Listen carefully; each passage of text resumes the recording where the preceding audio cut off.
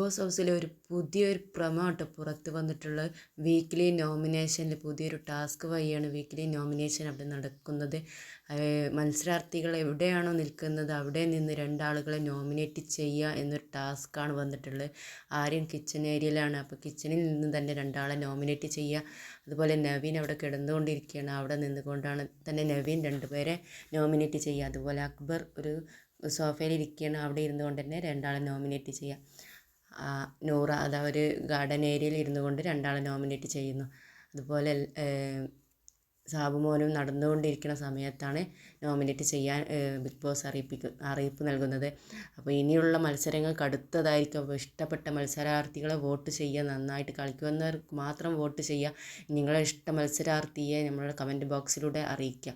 അപ്പോൾ എല്ലാവിധ സപ്പോർട്ടുകളും വേണം. ഇനിയുള്ള തുടർന്നുള്ള അപ്ഡേഷനും വേണ്ടി നമ്മുടെ ചാനൽ സബ്സ്ക്രൈബ് ചെയ്യാത്തവരുണ്ടെങ്കിൽ സബ്സ്ക്രൈബും കൂടി ചെയ്ത് സപ്പോർട്ട് ചെയ്യാം.